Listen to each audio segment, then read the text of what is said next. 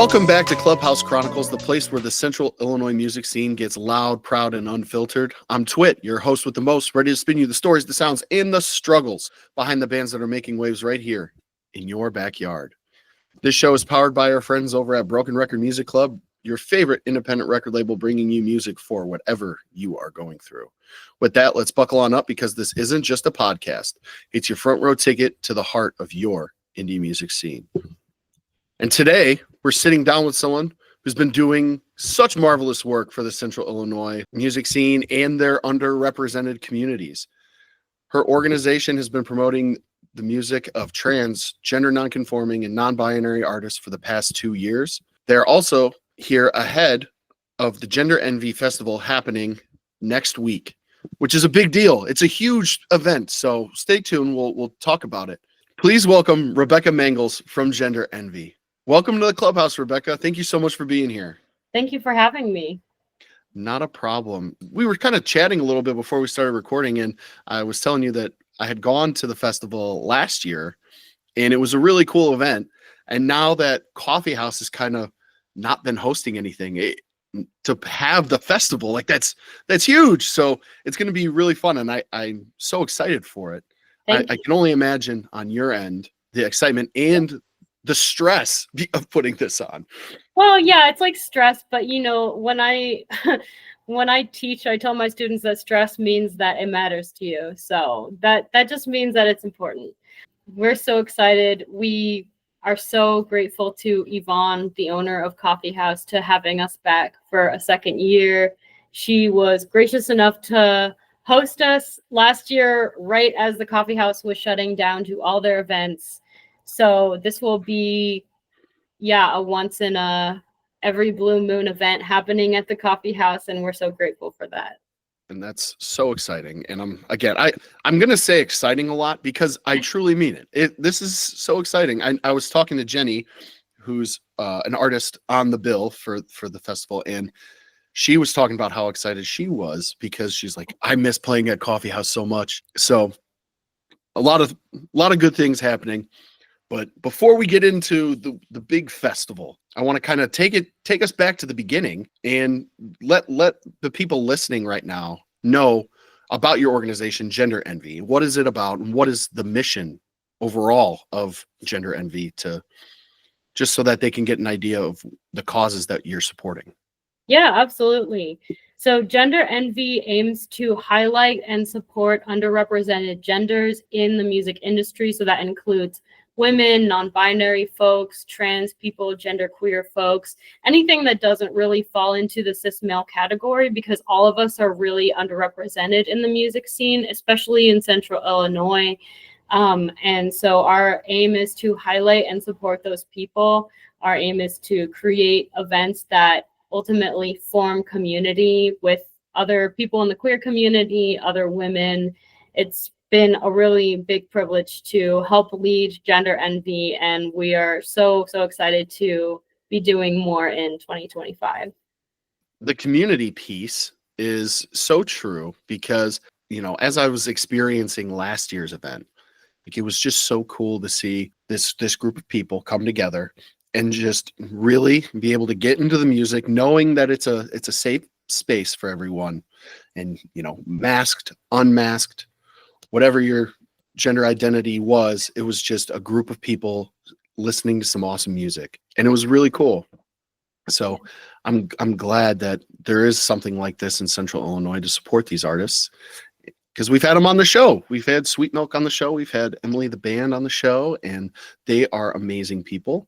Yes. And a little sneak preview for those of you that listen weekly, we have Caspian Voss coming on very soon. She'll be the episode after this one, so something to look forward to. So we love supporting our underrepresented communities. Now that you've given a little background as to what Gender Envy is, like, how did you get started organizing these types of events? And was it something you had initially set out to do on your own, or was there a bigger group that kind of took this mission and wanted to apply it? Yeah, we started this organization as a group about a year ago. So December 2023 or January 2024. we started making official ideas for this festival a year ago. And when I say we, that's me, Cameron Proctor from Emily the Band. They're great. Abby Haste, also from Emily the Band. And Josh Sweeney, who you might know from The Blank Stares, which sadly they're broken up now. But Josh, also amazing guy, really helpful in organizing. All of them were super collaborative from the get-go. And I think we just started a Google Doc. I remember I was on Christmas break in Germany, where my family lives. And it was a little village, very little to do, no nightlife, no one I knew there really, except my family. So I got bored and I said, me and Cameron had talked about this idea at Union Fest, which I had organized in the summer. Blank Stares was headlining for that event one of the days. And we had just started talking about, what it would be like to have an event for non-binary people and women in the music scene, because we felt very excluded from the scene in general. And so I had started this Google Doc on Christmas break because I was bored, and I shared it with all of them and they were making comments. And I think I can still find the doc somewhere in my drive, but it has like a record of us coming up with a name. Like, we thought of a couple things. Josh threw out FemFest, but he was like, but that doesn't totally represent the non-binary trans aspect of it. Like, we want all trans people to feel welcome. So I was thinking something like gender envy, but I don't know if that sounds stupid. And he was like, no, I love it. And so ever since then, it's been called Gender Envy. At first, we called the event that, and then it really kind of took off from there because we could see there was so much interest. We had maybe 200 to 250 people attend the first weekend of our first ever event. So we were really impressed by the turnout, and we decided to keep going. And that's really how the organization got its start. It's an incredible story. It's crazy how things that let's just make a document. Let's just put it together. Yeah. And then it turns into this thing that people are waiting for every year now. And it's super cool. And now it's become like an important event in Central Illinois, I believe, at least. Thank you. For these underrepresented communities. And again, you do such a great job. And now we're adding vendors, and it's good. It's great. Yes. So you kind of mentioned last year was the first Gender Envy Fest. Now you're kind of moving into year 2, and last year, like I said, was really good, really fun, full of great music. But what were the things that you were able to like take away from the first year, and how did you apply those to this year's fest and able to maybe switch some things up? Yeah, I think the best things are staying. So the best things about our organization, us being pro women, pro trans people, pro immigrants, pro people of color, all of those things are staying. And we're trying to lean into the intersectionality piece more of it. So when I say that, I mean especially highlighting trans people of color, women of color, other gender minorities of color, because those people are especially excluded from the scene. From what I understand, I'm not a person of color, but I do recognize that there's a specific type of oppression that gender minorities of color encounter. And so as someone who is booking events, I try to be very proactive about booking diverse sets of lineups. That's a very important piece to our organization. And I think a piece that we've ever more tried to lean into. And I also think that the trans piece of it as well, I can admit, like, the first festival we put on was more marketed, and this is like fully something I take ownership for, was more marketed toward femmes, women, people who are more feminine presenting. And we didn't realize at the time how many trans guys and masked people would also want to be coming to this event.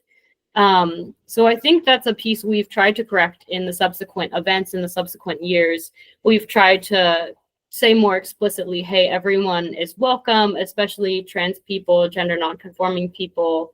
It doesn't matter your presentation. We just want you to feel welcome, especially if you're some sort of minority in the music scene. We want you to feel welcome. So I think all of that has just, our proactivity has increased, but all of the same things the organization stands for are still there. And hopefully it can come across as something that we want to improve on, something that we're always growing in, something that we want to expose more artists also to, not necessarily fame, but like playing the coffee house is a very special thing to do now. And so having that opportunity will hopefully allow these artists to book more gigs and to increase their visibility. So that's our hope. I noticed the shift in the first post when you announced the lineup. You were very explicitly mentioning the people of color included in different gender identities and how they identify themselves as a key area. So you're already on the right track. And the thing is, you just started this last year. So yeah. There's so much growth from year 1 to year 2, especially when it was, let's just put it on a dock. And yeah, now let's just do it. And now it's like, yo, yeah, we're definitely doing it again. Definitely. Yeah, we've already planned out more events for the year. I know for a fact that we're doing Pride in June 7th in Normal. And we also hope to have some sort of fall event. I can't confirm a date for that yet, but there are ideas of a songwriters retreat being thrown around. So if there's listeners right now who would want to come to a songwriters retreat, let us know. We'd love to organize one, because it would be a very like special, kind of different event than the ones we've organized before. But I'm a songwriter, so I personally have a stake in this, but I would love to do it. That's awesome. That Pride, that would be just a great time. And then the fall event, a mysterious fall event, unnamed. A mysterious fall event. No, we're always looking to do more. And I think as a nonprofit, we're always looking for funding to do that. But ultimately, it's the organizers and the people who have really come together. Even the musicians always help with something on the day of, not that they need to. I mean, they're there to play and leave, and if that's what they do, then they've done their job. But they're always so friendly and meeting people in the crowd and helping out and offering to help. And yeah, the organizers that I've worked with in this org have just been some of the most dedicated, like passionate people, because they're doing it out of passion and not just a desire for renown necessarily. Our organization isn't too well known. I hope that can increase as we increase our productivity and I guess it's activism in a way, but as we increase our efforts in organizing more events around the area. For sure. And speaking to that, I wanted to ask you, so that other people knew as well, is like, what is the best way that people can continue to help Gender Envy and other organizations that support the same causes to continue their work, especially right now? I think we're at a really crazy time for our country, a very dark time, and there's a lot of support that these communities need. So if you could tell us like the best ways that we can help, that would be great. Absolutely. I think one of the biggest pieces that people don't necessarily think of is literally just reach out. We're on Instagram at gender.envy.il for Illinois. And we love to hear from people. I can't think of a single DM I've left unread. I respond to as many people as quickly as possible. And we'd love to hear from you, the community, what you're looking for, what kinds of events you'd like to see in the future. If you ask if there's something that we need, I will give you an option, a list of options of things you can help with if you're interested. I love working with new people. I think they're, especially college students and younger people, but just anyone who's new to the organization, they bring so much like vivacity and life into Gender Envy and what it is. So we're certainly taking more volunteers, more organizers, and ultimately we do hope to pay everyone. I should add that. We don't like to take labor for granted here at Gender Envy. Something we've always prioritized is paying for people's labor, especially musicians, sound engineers, and other artists like our photographers. We're very serious about that part. I think that one of the things I could get better at is making sure to pay myself, because I spend a lot of hours organizing these events. I've logged my hours so far, and I've almost spent 60 hours organizing this music festival, which doesn't sound like a lot, but when you work 3 other jobs, it's a lot. So you can actually check out our link tree in our bio. The links in our bio, you'll find an application form for volunteers, and you can tell us if you're not able to commit that much time. That's fine. If you want to commit a little bit more time per week, that's also great. The more the merrier. That's what I always say. I'm never in a position to turn down any help. So in terms of what you can do to help, yeah, volunteer with us, spend time with us, DM us. We'd love to work with other sponsors as well. You can check that out at the links in our bio as well. And yeah, we have a fairly big Instagram presence, so we're hoping to increase that. Definitely follow us. I feel like a YouTuber. Like and subscribe. But yeah, we'd love to connect with you in whatever capacity, or say hi to me at the show. Say hi to us at the show. We'd love meeting new people. I love when people say hi, and I can't wait to meet you all at the fest. The YouTuber comment is so real. Yeah, like and subscribe. Make sure to hit that bell below. That's literally like how I wrap up the podcast every week, is very like reminiscent. Yeah. Hey, here's our Instagram. Here's the guest's Instagram, and wherever links, like just please just click the links. So silly doing, because I didn't get into this line of work because I like being on social media. Far the opposite. I've removed all my personal presence from social media this year, and I couldn't be happier. I couldn't be more healthy, honestly. So I consider it as like, if I am on the Gender Envy account, it's to reply to people, it's to post, and then I'm gone.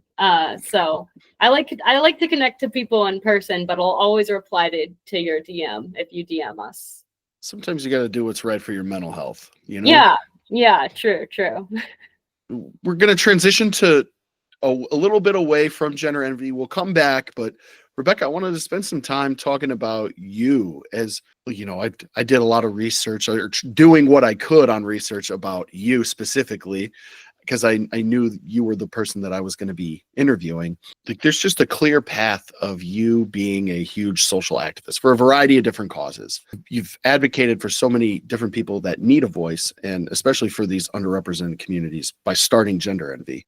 Some causes that you have spoke about are the people of Gaza, the Congo, Sudan. What made you get your start as a social activist and taking steps to speak out for these people in the first place? Because they're all great causes. I feel like sometimes for people who have the same beliefs as you do, to speak out, it can be a little challenging at first. It can be a little scary. Yeah, it definitely can be scary. To me, I think that boldness is not something I lack. I've always been very outspoken, and being someone now who's very politically outspoken, I think I've developed a very thick skin. And the way that I frame my solidarity with communities is not through giving voice to the voiceless as much as it is joining in the chorus of voices who are already speaking up. So if someone is going to listen to me instead of listening to an actual Palestinian who's undergoing the genocide in Palestine, then it's a good thing that I spoke up, but they can certainly go find their own sources and their information. I hope they do. That's always been my hope. I'm not sure who said this, but it's a common phraseology in activist circles that if you're not standing close enough to your allies you stand in solidarity with, that you're being hit by the same stones, then you're not a very close ally. So if I am standing with this community or another community, I hope to, have a widespread influence in the communities I do stand with. But ultimately, yeah, they have voices of their own. We should be listening to them. And if my voice is a reason that someone else chooses to go look at more Black African American scholars, more gender minorities of color, I would hope that would be the case, rather than just listening to me. Go listen to them, because they've been saying it this whole time. And you asked why I got my start. I fear I've diverged slightly from the question, so apologies. Hey, no worries. We'll get to it all. So go right ahead. Awesome. Yeah. How I got my start, I was taking classes in college about racial injustice in the United States. And as someone who grew up outside the United States, I had not been exposed to as much of the nuance of history that I should have been exposed to. You know, genocide of Native Americans, the ongoing racism and systemic problems facing Black African Americans and Black Americans in general. And so I started feeling a type of way about it. And I think I just saw those problems at my own institution. At the time, I was attending Wheaton College. And so I felt very outraged at the things that I was seeing. Wheaton College is a very Christian school. I wouldn't say conservative, because there are many diverse political perspectives there. And thankfully, I was lucky enough to have some professors of color, shout out Dr. Theon Hill for being my mentor, who really taught me everything I knew at the time about racial dynamics in the United States, about systemic injustice, and about how to learn more about it. And I can give an example. Like, I was in a music history class because I was also a music major along with my communication studies. And this professor showed like a video of blackface in an opera, like without context, without talking about the fact that it was blackface. And I felt really sick to my stomach. And I put out in the group chat, like, oh my God, y'all, this man is in blackface. Like, it's fully a white man in blackface. Like, just doing an opera wasn't addressed whatsoever. No one responded to my text. And I realized, like, I have no allies in this class. So I immediately went to talk to one of my professors in the music department, and he kind of like calmed me down. He kind of like talked me off the ledge, because I was like adamant that no one should be doing this. And I don't know, I just kept calling things out. I think that's how my activism started. I think that's how it's going now. If I can at least add to the cacophony of voices that are saying things, then maybe that means something to the people around me and who I'm connected to. I think a lot of people, when I was in graduate school, I was a big part of the graduate union, and shout out GWU. I was with them for 2 years, doing a lot of activism for them. And I noticed that a lot of people would only join the union because they were my friends and they believed in what I cared about. And so that's my real philosophy for activism, is try to tell people who you know, because maybe they haven't heard it from anyone else before. And that's how we encounter different perspectives in general. You have to talk to people who disagree with you, but also your community is influenced by you. And so, yeah, I have influence. I would hope I'm not the only voice people are listening to. So go read Audre Lorde, and then we'll have a conversation about it. There you go. So before this interview, I didn't quite realize that you're not originally from here, from Germany, like you said. I'm sorry. I should correct you. I'm so sorry. My background is super diverse, but I can explain it. Okay. So essentially, I was born in the States, in California, moved to Okay. Oregon for 5 years, and then I moved overseas to Macedonia, and then I moved to the States for college, and now my family lives in Germany. So it is the most complicated story. No one would ever guess that I grew up in Macedonia. You don't have any reason to feel bad either, because it's like the most random. No one guesses that about me. So I probably should have let you know ahead of time. Oh. But yeah, I guess I talk about it occasionally when I'm mentioning my start in activism, because it's part of my story. I had a multicultural upbringing, and so like it would be I would be a different person if I was to have grown up my whole life in the States. So I do pay homage to my upbringing because that's a big part of why I do the things I do. But also, yeah, I love it here, honestly. I used to hate it in the States, but now I quite love it here in Bloomington Normal. I hope to continue investing in this community, and it's been a really good place for me so far.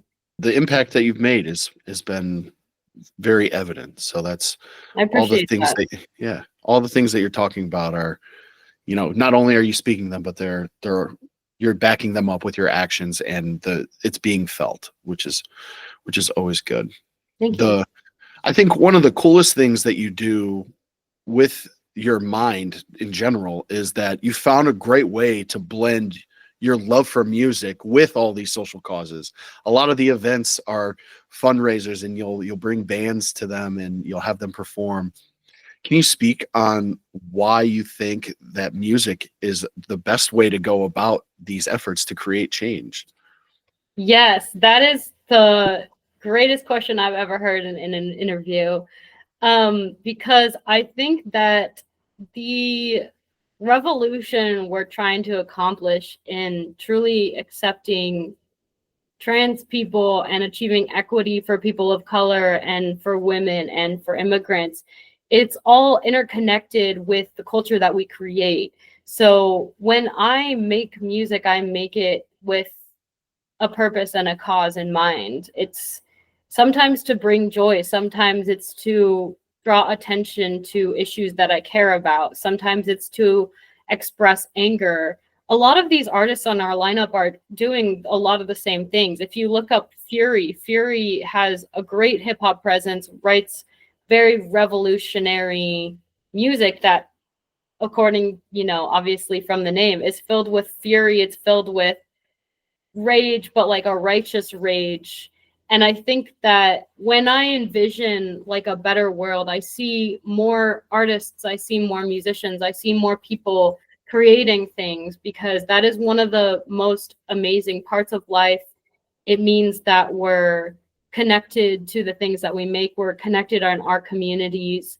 And I really want to see a revival of music scenes where we're together a lot of the time. I really just see it as togetherness. I love dance. I love music. I have since I was at least a teenager. I mean, I'm a musician myself, so I care a lot about creating music scenes that are welcoming, that are hospitable, but also like joyous and celebratory. And I think that's one of the biggest parts of truly defeating the fascist state, to be honest with you. The current government that we have is oppressive, especially towards people of color and gender minorities and women and trans people. And it's important to bond together over the things that we love. And the way that we're going to do that is through music. The way that we're going to do that is through community and creating art and being together, like actually spending time together. So I think that's one of the most important things for me coming to 2025 is I've become so much more intentional about this being a piece of my activism. And I would hope that everyone in gender envy, I'm sure that everyone in gender envy sees it the same way. You know, it's fun, it's a lovely thing to do, and it's also something that we, you know, we're bringing life into the community, but also it gives us life. You know, it's something that like it gives back.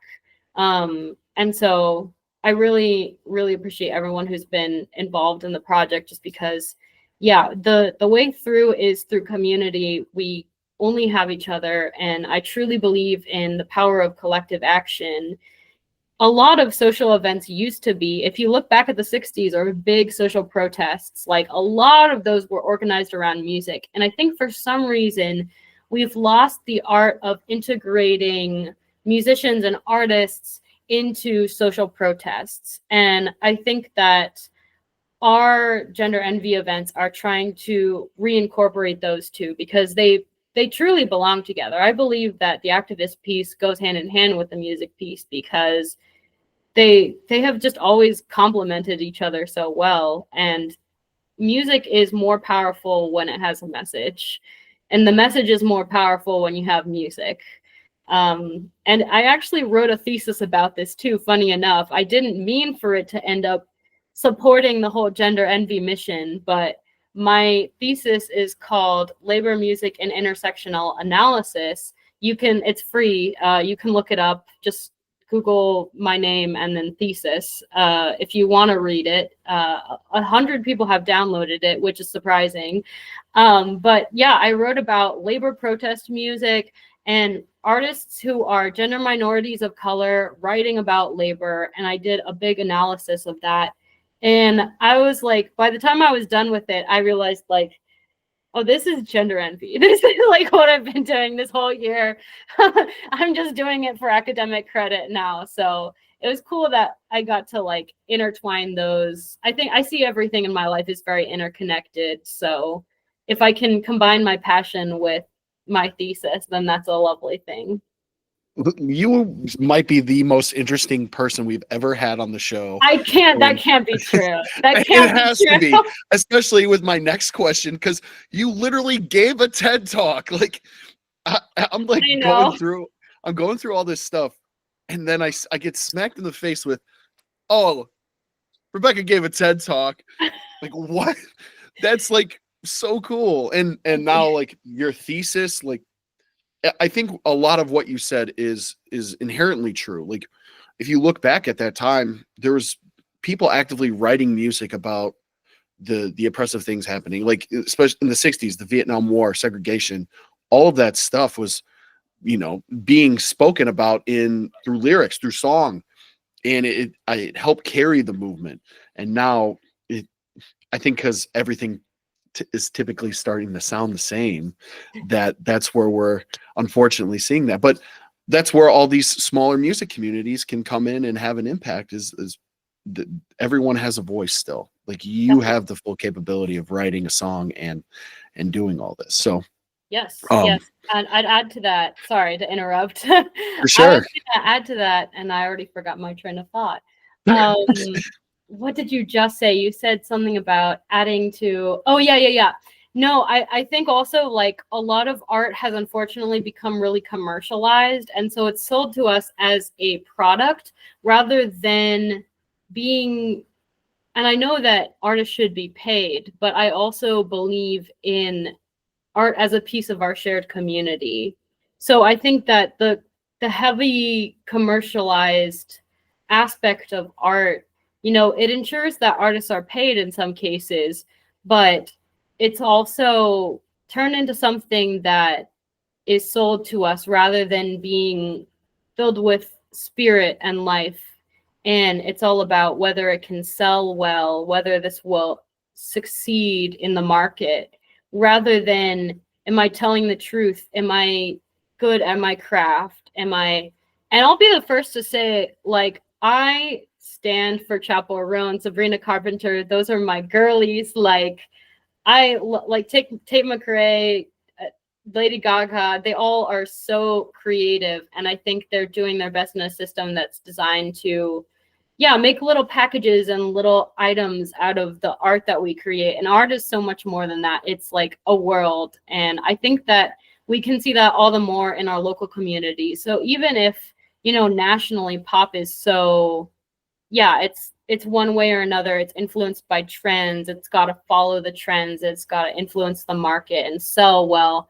Well, in our local communities, I think that we can change that. At least we can make it so that our events are filled with truth telling and awesome songwriting and celebratory music and grieving and rage and all the human emotions that we could possibly express, because art is so much more diverse than just a product. It is life. I truly believe that. I could not agree more. It's so true. The commercialized piece of that. Yeah. It's, if you don't take the time to actually think about it and take a look at what's being offered to you constantly in your face, you'll miss it. But the art is the art for a reason. Like, it's not always meant to be sold. It's No. Yeah. so It's complicated. Like yes. I will say, like, I am so passionate about like equitable pay for artists and healthcare, and I adore that Chappell Roan spoke about this in her Grammy acceptance speech. Like, I think there's a lot of problems with the systems. The artists are doing their best. They're creative forces, like Charlie XCX too, one person I didn't mention, and like Janelle Monáe. God, I wish she would drop another album. But Janelle Monáe, I wrote about her in my thesis, and I'm obsessed with her now. Yeah, they're all just so awesome, and like I look up to them as my heroes because, like, as someone, Doechii, oh, she just won Best Rap Album, the third ever She's woman to win fire. that. She is fire. Her new song is Fire. fire. No, I was listening to a couple interviews with these artists, and they were like, yeah, I would do anything to get on a bill. And Lady Gaga said she would call up businesses and pretend to be her own manager.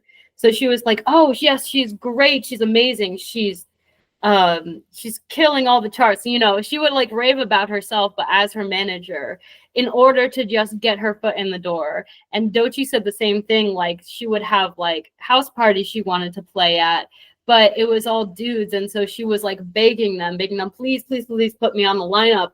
And I was like, wow, truly nothing has changed, and everything. That's such a universal experience for any artist that's been excluded from the scene for whatever reason, but often because they're a minority, is just having to work so much harder and hustle to even get your foot in the door. That's one of the reasons I'm not focusing as much on my music as I was. I'm focusing on events organizing, because if I can be the person who's letting people in the door, inviting them in the door, being like, this is an open door, then maybe they won't have to work so hard trying to pound on all those other doors, and they'll get some more visibility, because I wish someone had done that for me.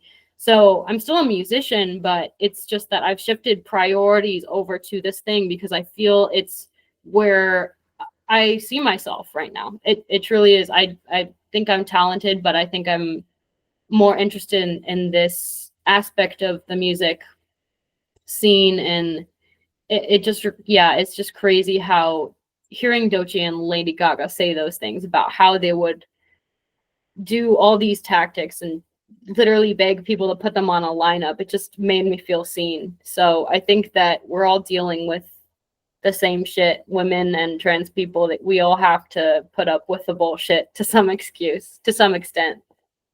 As a manager who sends, though, I don't make calls anymore because you send a ton of emails Yeah. I totally see you in that struggle. You said something where it's not that you're not good at music or you don't like it anymore. It's just that you're better serving. You feel more positive about serving other people and helping them go through those doors. You're also talented at that. So it's not only that are you talented musically, you have a talent for this, and you're doing a great job in allowing these people these opportunities to hopefully someone sees them and then gives them another opportunity somewhere else. Yep. And that's really at this stage, like that's all really you can do is just try to lift people up and give them a platform to get to that next platform. The work that you do is so important, and you should know that. So I hope you do. I appreciate that. Yeah, that's very nice. And I'm really, you said something so nice at the beginning of the podcast, which is that you look forward to it every year. You look forward to Gender Envy Fest. And I was like, oh, people look forward to it? That's so nice. Yeah, it means a lot, because a lot of this work it's like done it's a labor of love. We have always prioritized paying our artists and our engineers and everybody else first, and then whatever is left over, we get to be paid as organizers. So it's nice to see that it means something in the community, and we rely equally on our community to come out and give us their feedback, give us their love and their music. So for those of you listening, bring your wallets, bring your credit cards, do whatever you got to do. No, I'm just kidding. No. If you want to. But Yes. but our tickets are cheap, I promise. Mhm. 12 acts for $15 is a steal. So if you want to buy a whole weekend ticket that's only $15 for 12 artists and bands, we're making it very price accessible on purpose. Absolutely. And the 2-day pass, I was really excited about because last year I didn't see it, but this year I was talking to Jenny. We have a meeting every week, so I was talking to Jenny. And I was like, "Yeah, I'm interviewing Rebekah this week," and I'm like, I think it's really sweet that they have the 2-day pass now. And she's like, Yes. "Yes, it's a good move." So Definitely. That was something $15. I have to attribute that to Cameron Proctor. Cammy came up with this idea, and I think it was like a last minute idea last year for Gender Envy Fest. So we didn't publicize it in time because it was like a super last minute idea, but it was so smart on their part. And we had even made these little like friendship bracelets that said things like gender or like queer on them. And so if people bought a 2-day pass, they got like one of the bracelets. I haven't decided what to give people if they bought a 2-day pass this year. So if you have any ideas, DM the Gender Envy account if you because have she's going to any read them ideas, all. let me know. Yeah, I'd love to hear your thoughts. A big thing was like people had forgotten their bracelets the next day. So they were just like, I bought a 15-day pass. So we were like, okay, you can go inside. We're not heavily monitoring that. Maybe I'll keep a list so that people can easily just buy one, pass through the door. I don't know. There you go. Yep. We're kind of at the tail end of our time together, but I wanted to bring up Gender Envy kind of one last time. You've already talked about the cool events coming up the rest of the year. We got Pride, we have the Mysterious Fall Festival, and potentially the singer-songwriter event, which would be really cool. Can we expect another year of Gender Envy Fest? And yes, let's go. Without hesitation, unless something goes seriously wrong, which I don't anticipate and I won't let happen. No. All y'all coming to Gender Envy Fest, you better respect the space. Okay, it's a sober event, family friendly, so that we can welcome in musicians of all ages and all sizes. It is disability friendly. There's a ramp and it's wheelchair accessible. And if you are sick, please stay home. And if you are feeling kind of iffy, please wear a mask. I encourage masking. And have fun, of course, duh. But also, we are not afraid to kick out bullies. I'm not afraid to kick out anyone if you're causing a problem. But most people in our community who are coming to these events, not that kind of person. Be on your best behavior, please. Be on your best behavior. Just come to vibe. Literally, just exist. I promise we're nice. I promise it'll be fun. But yeah, it'll be really fun. I just remember last year being like a vision come to life. Like I can't even describe it, but it felt kind of like I was in a dream a little bit. I was like, is this even real? Because it was so ethereal and just like it was unlike any other space I've ever been in, especially in like scenes, which is not necessarily bad. You know, every music space is a little bit different.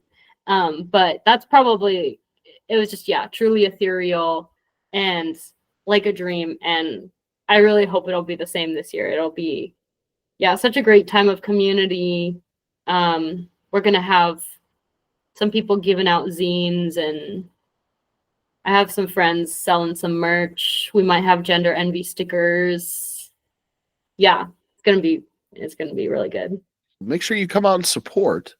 But Rebekah, I do have one final question for you. It's the hardest question that I ask everyone because everyone has to make a choice with this question.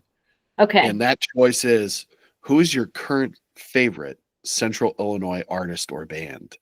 Now, I've let people pick a couple, so don't feel like pigeonholed into only picking one.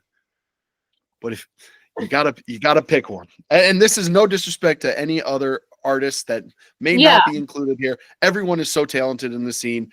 Everyone gets the love, but everyone has a favorite. Oh my It's God. natural. Okay, I will name two people. But no, that's not true. Both of them have bands. Okay, lovely. Maddie May is brilliant. She is a amazing vocalist. She was a music theater major, but then realized I can do that shit by myself. So now she's in a band called Front Street Collective, and truly the most charismatic person I maybe have ever met. Maddie May, you can find her at Maddie May Music on Instagram. And yes, my dear friend, I truly look up to her. She also hosts open mics at Jazz Up Front in Bloomington. So come to Jazz Up Front. That's also a great place if you're a budding musician in Central Illinois. I love it there. Very awesome environment. And James, the manager, is the sweetest angel you'll ever meet. And Shireen, the reason I know Shireen is from a show we're in together. So we're in Rock of Ages together. She plays the lead. And also one of the most amazing vocalists I have ever seen. She's consistent as fuck. She can belt it out every time, exactly as strong as the last time. She truly doesn't need a microphone. When we were rehearsing on stage before tech, we could hear her in the back. She's got the most and she can do it all. She can sing rock, she can sing musical theater, she can sing jazz, she's in like a billion different clubs and activities, but she's in a cover band, the name of which I'm not remembering right now. But she's also in the Heartland Community College jazz band. And I think it's called, Shireen Bannigan. She's incredible. She's also in Party Cannon, the cover band, and Heartland Jazz Orchestra. And truly a talent of a generation. I'm not even joking. I'm shocked she's not on Broadway already, but she'll get there. Like that's just we already know she'll get there.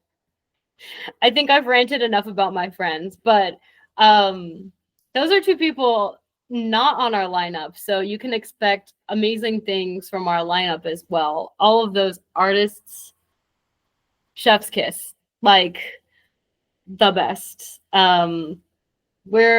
We've become sadly a little more selective with our artists because we just have so many people to choose from. And as soon as you start doing research, I don't know how Instagram figured this out, but they figured out that I was researching bands with women and trans people and non-binary people and all that fun stuff. So they give me more Central Illinois bands that are filled with those people. So I'm always finding new people and stalking people on Instagram. That's how I book the shows. I hope that's not weird. But I'm always like, ooh, this is cool. Oh my God, this also looks cool. So I'm always like, I have a huge comprehensive master list of all these queer bands with women, queer people. I have this huge master list, and every time I'm like, I have to choose 5 people out of this huge list, and it's a monumental task. So thank God that there's other venues and people to book them. So if y'all want that list, by the way, I will happily share it. I'm not a gatekeeper. So hit me up for the list. I would love to share more of my talented friends with you. So many talented artists on this bill. You're not going to be disappointed. So be sure to come out to Gender Envy Fest next week. It's on April 4th and 5th. They have awesome lineups for both days. Get a 2-day pass, $15. That's an unbeatable price. Lala tickets just went on sale, and they're $300 for a 2-day. Nah, are they actually? Yes, it's crazy. I saw the lineup. It's a stacked lineup, but I can't afford that. That's crazy. Not Lala. Lala being 300 it's truly for a different tax bracket. I'm sorry. I can't. Unfortunately, I can't sell my kidney this year. Yeah, Just not today. Maybe like next time I'll think about it. anyway, $15 for a 2-day, $10 tickets each day. If you're a fan of our show, you will see some familiar faces. I've already mentioned this, but Jenny Scara is headlining on Friday. Our friends from Sweet Milk are headlining on Saturday. But that's not all. There's 10 other great bands. I'm especially looking forward to seeing Dumbed Down on Friday. I have heard people talk about Dumbed Down and how great they are, and I just haven't been able to get out to a show to see them quite yet. And I'm going to do it on Friday. So be sure to get out to the show. At the end of the day, I've been saying this the whole episode. If you haven't gotten the overarching theme here, it's come out and support these underrepresented communities. It's important. They have great music. You're not going to be disappointed. And so just be sure to be there. You're definitely going to want to be there. It's going to be cool. Coffee house, limited venue opportunities there. So be sure to come and celebrate with everyone. It's going to be so sweet.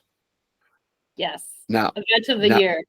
Don't forget to follow Gender Envy on Instagram at gender.envy.il. It'll be in the show notes, so just go down there and look. You can stay up to date on all the important events that Rebekah and her team are planning and plotting and scheming on. You'll get updates on the mysterious Fall Festival, the Pride Festival, and potentially the Songwriter event. That would be really cool, especially for more singer-songwriter types. That'll be to get away and have that little moment of time to be with other artists. Be very cool. But be sure to follow them and stay up to date on all of that. As you heard, Rebekah doesn't really have socials. So if you have questions, just shoot them to that account. The Linktree has all their affiliated links where you can help donate to Gender Envy if you want to support them in any other way. The links are there. Also, if you're interested in listening to Rebekah's music, because they're amazing at more than just putting on awesome events, you can follow their band account at Mangels Music. So it's Mangles Music. It's a little different than the way she spells it normally, but it's all good. You can also find Mangels Music spelled the same exact way on all streaming platforms. They have some fantastic music. Do yourself a favor, go listen to them too. They're not performing at Gender Envy, but that doesn't mean you can't enjoy the music. So be sure to do that. Let them earn their money from Spotify and Apple Music the good old-fashioned way. The good old-fashioned way. 0.7 cents per 1,000 stream. No. Thank you for plugging that, though. I appreciate it. Yes, absolutely. Thank you again so much for spending the last hour with us, telling your story, telling all about Gender Envy and all the good that it's doing. Absolutely an important piece of the Central Illinois music scene. So again, make sure you guys come out and support. But just like that, that's our show. You've been hanging out with Clubhouse Chronicles, where the sounds are hot, the stories are hotter, and the vibes absolutely off the charts. Don't forget, hit up at Broken Record Music Club on socials for all the updates, news, and more about our podcast and about our artists. We have some really cool artists like Jenny Scara, who's going to be at Gender Envy. Fun fact for you, on Friday, the day she headlines Gender Envy, her EP comes out. So brand new Jenny Scara, brand new live performance going to be at Gender Envy. So it's like, I don't even have the words for it. What more could you want? Right. What more could you want? Exactly. If you're watching this on YouTube, thank you. We don't get a ton of people on YouTube watching, but the people that do, we really appreciate you. But if you could help us with one last thing and just subscribe. I know we kind of talked about like doing the YouTube thing earlier. I'm doing it now. What's going on, guys? Hit that subscribe button and help us out with, we're going to have more cool video content coming out, especially at the end of this month. We're going on tour before we go to Gender Envy. So we're going to have some behind the scenes content of our trip, all the stuff that we did, just some hooligans messing around in Missouri. So you can't beat that. So be sure to subscribe, keep up with it. But other than that, until next time, keep it loud, keep it proud, and remember, Central Illinois is where the music magic happens. Peace.